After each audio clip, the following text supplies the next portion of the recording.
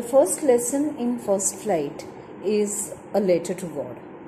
Now, this lesson is based on the theme of faith, where there is a farmer, Lencho, who is a very different kind of a character as it comes out in this story.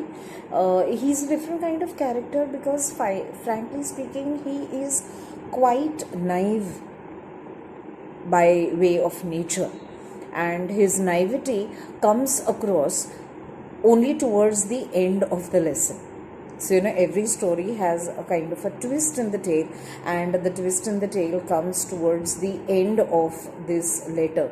Very unexpectedly, actually, you feel this twist comes somewhere in between, somewhere midway, but the final twist and the major one is at the end. Now, let us try and listen carefully to the story, note down every detail, enjoy what happens in the story, and let's see if we have a few things to take from the story. Okay, so the story begins with a description of the setting in which Lencho's house is. The house, the only one in the entire valley, sat on the crest of a low hill. From this height, one could see the river and the field of ripe corn dotted with flowers that always promised a good harvest. The only thing the earth needed was a downpour or at least a shower. Understand the situation here? This statement is important. The only thing the earth needed was a downpour or at least a shower. Throughout the morning, Lencho, who knew his fields intimately, had done nothing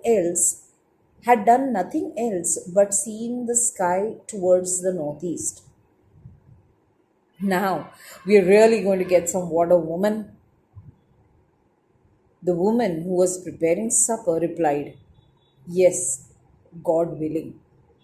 Now try and understand this dialogue between the two. This is a dialogue between Lencho and his wife. Lencho, with a lot of hope in his heart, is looking towards the sky. The sky is showing indications that it will rain soon. We understand from the setting that the fields by now are parched, and everyone, including the soil as well as the people, are all eagerly waiting for rain. Lencho, a very positive minded man, has high hopes and can also see the changes in the climate. And therefore, he says that, he predicts that it is going to rain soon.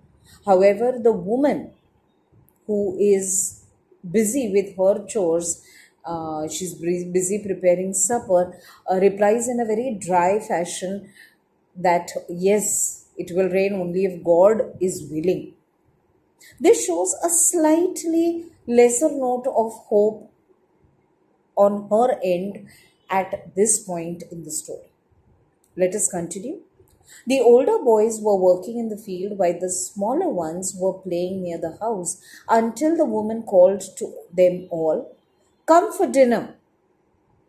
Now, this is a typical setting in a typical family. So, there she calls everyone for dinner, and it is during this meal that something happens.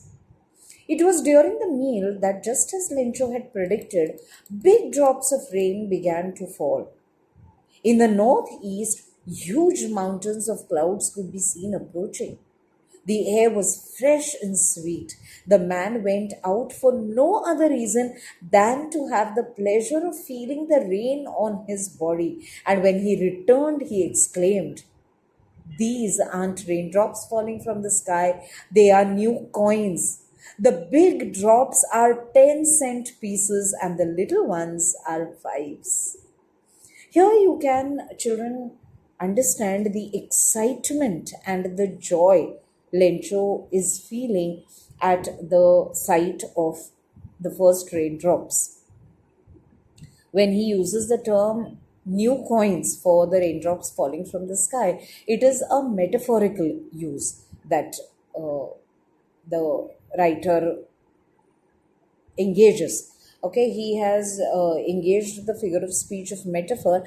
These are called as new coins. The reason is it is these raindrops that are going to now help to grow, to generate the fresh crop, which is going to in turn earn the farmers money.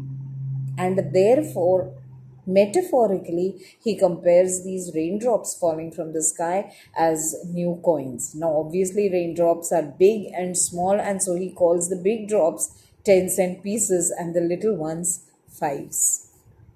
Before we change the paragraph, let's take a break.